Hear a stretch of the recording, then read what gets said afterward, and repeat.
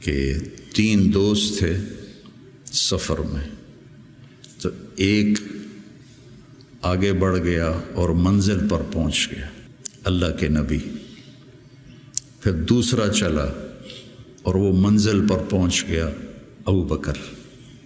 اب تیسرا راستے میں ہے۔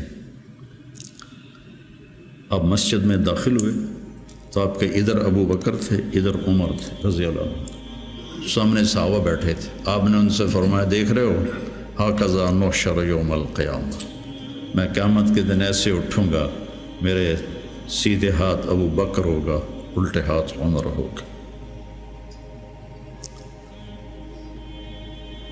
ملہم مراد، سارے مرید، ایک شخص مراد، کتنے بڑے آدمی۔ تو صحابہ نے مشورہ کیا کہ فتوحات ہو گئی ہیں، کیسر اور کسریٰ کے خزانے مدینے میں آ گئے ہیں، اور عمر کا وہی حال ہے، وہی مجاہدہ ہے، وہی مشقت ہے، تو اب اسے نرم روٹی کھانی چاہیے۔ حضرت عمر کی روٹی کوئی کھا نہیں سکتا تھا، اٹک جاتی تھی گلے میں، اتنی سخت ہوتی تھی۔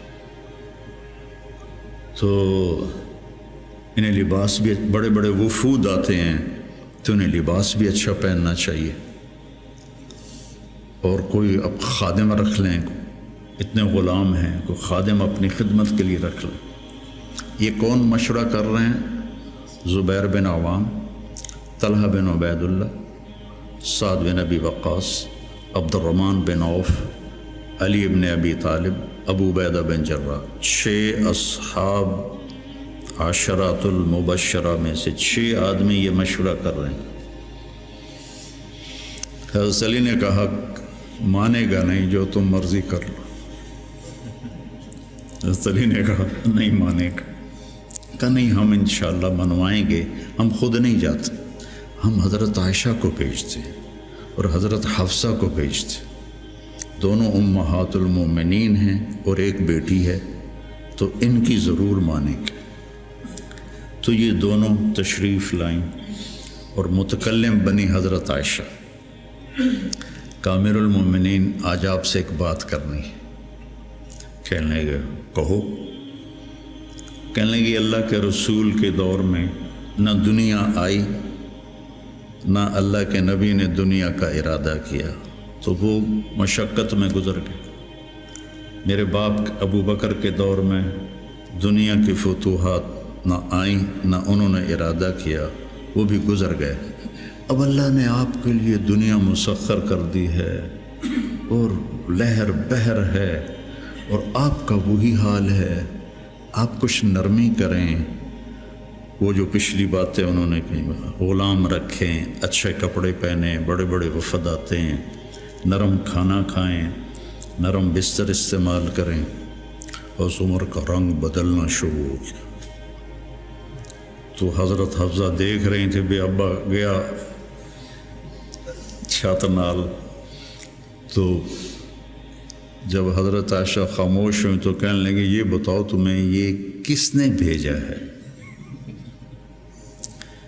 تو کہنے لگی، پہلے کوئی ہاں نہ کرو تو پھر ہم بتائیں گے۔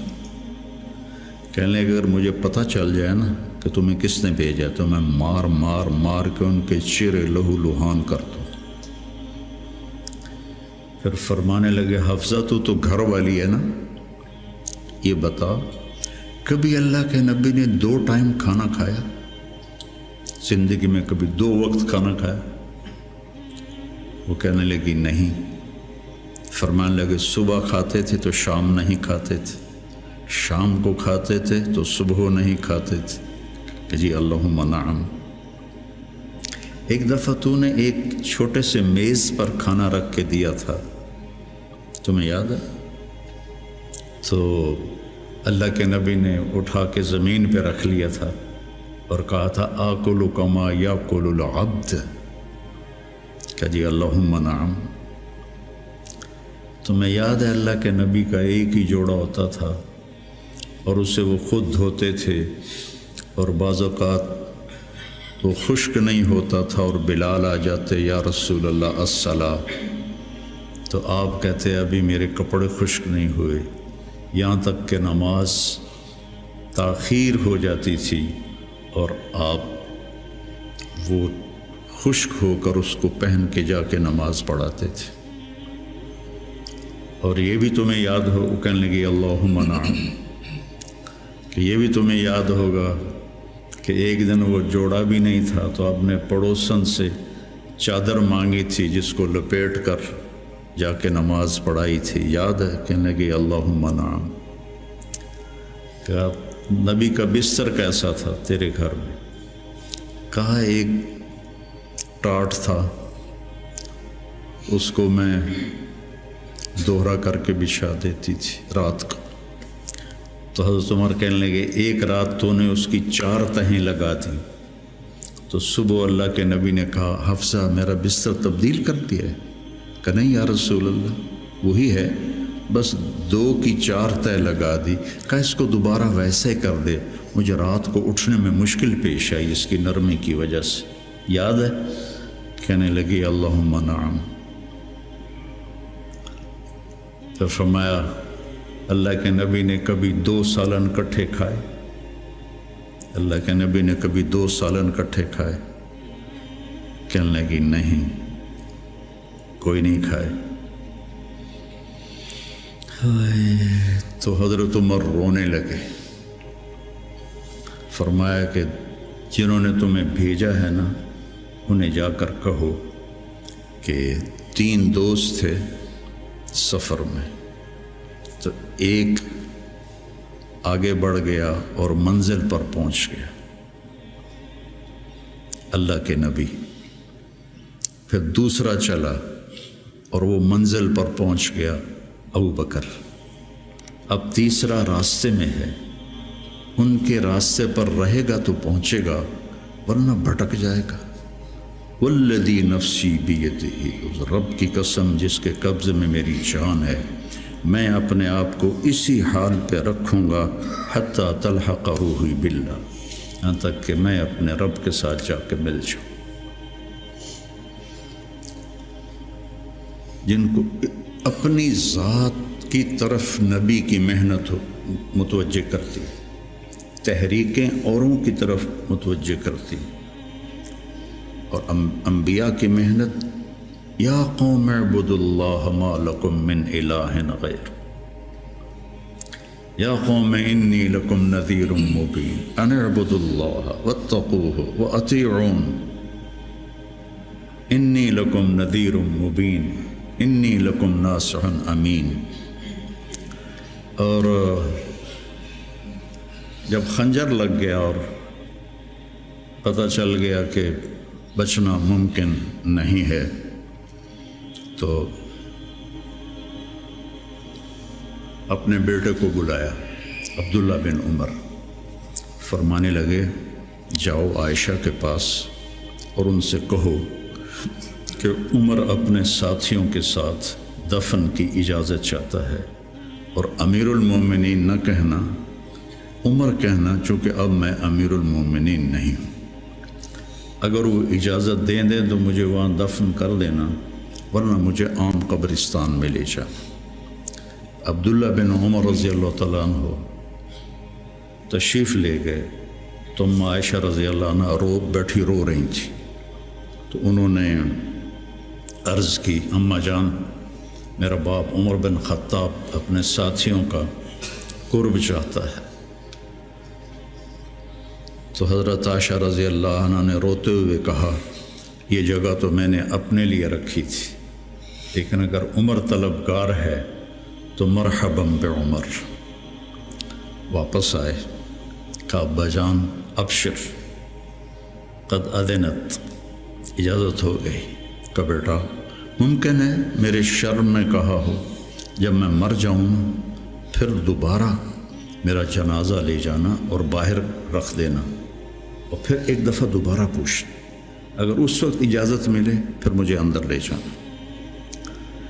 اس میں حضرت علی آئے تو بڑے گھبرائے ہوئے تھے، تو حضرت علی نے پوچھا اتخاف من الموت؟ کہا نہیں، الذی بعد الموت۔ الذی بعد الموت،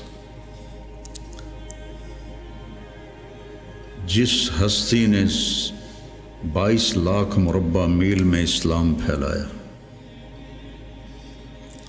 تو کہنے لگے ڈرو نہیں، میں نے کئی دفعہ سنا کہ اللہ کے نبی نے کہا خرج تو انا و ابو بکر و عمر، دخل تو انا و ابو بکر و عمر، جی تو انا و ابو بکر و عمر و سیدہ کہول اہل الجنہ ابو بکر و عمر۔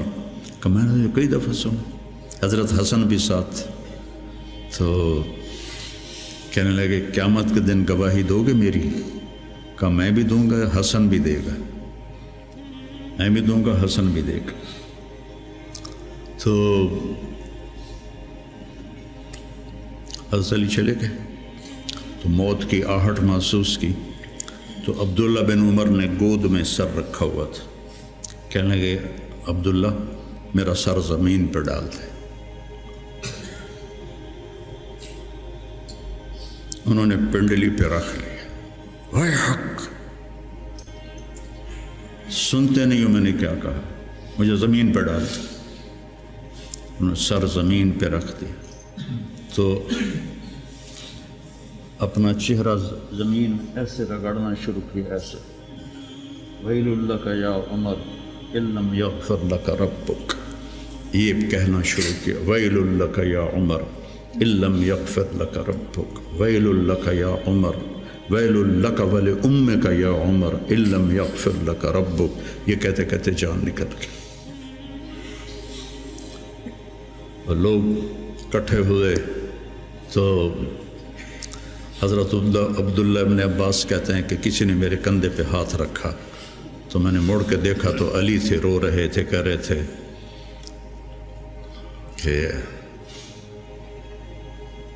نہیں، بات کی بات، حضرت صہیب رومی نے جنازہ پڑھایا، وصیت کی تھی میرا جنازہ صہیب پڑھائے، ان 6 کو تو ڈال دیا تھا نا شورا میں، تو صہیب نے جنازہ پڑھایا، جنازہ اٹھایا گیا اور آ کر حضرت عائشہ کے دروازے پر رکھا گیا، اور عبداللہ بن عمر آگے بڑھے کہ اماں جان میرا باپ حاضر ہے، اندر آنے کی اجازت چاہتے۔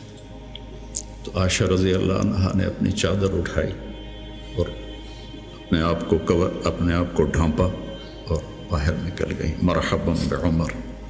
تو جب آپ کی تدفین ہو رہی تھی تو عبداللہ بن عباس نے کہا کہ میرے کندھے پر کسی نے ہاتھ مارا، تو میں نے دیکھا تو علی رضی اللہ عنہ رو رہے تھے، کہہ رہے تھے عمر مجھے پتا تھا تیرے سوا یہاں اور کوئی نہیں آ سکتا،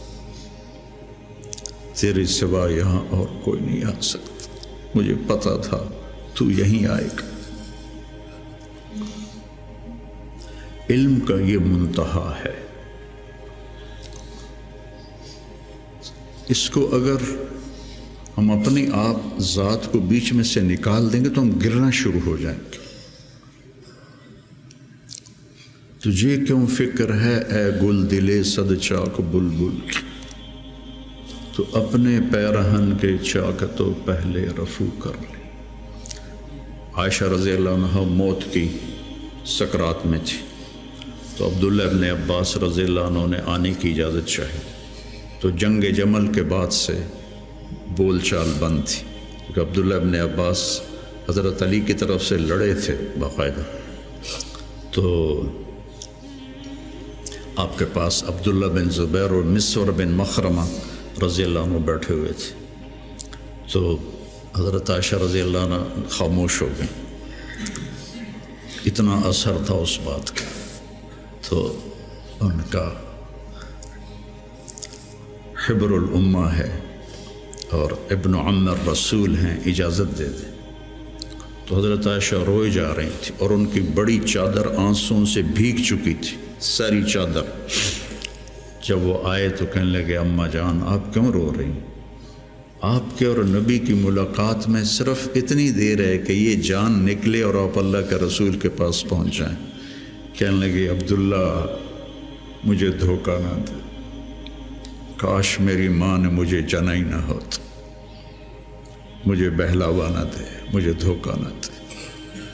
اور اللہ کے نبی نے کہا تھا یا عائشہ انہ لیہون علی الموت ان اریتک زوجتی فی الجنہ، عائشہ مجھے مرنا آسان ہو گیا ہے کہ مجھے پتہ چلا ہے تو جنت میں میری بیوی ہے۔ اور وہ رو رہی تھی۔ تو میرے عزیزو، اپنی ذات کو نہ بھولو،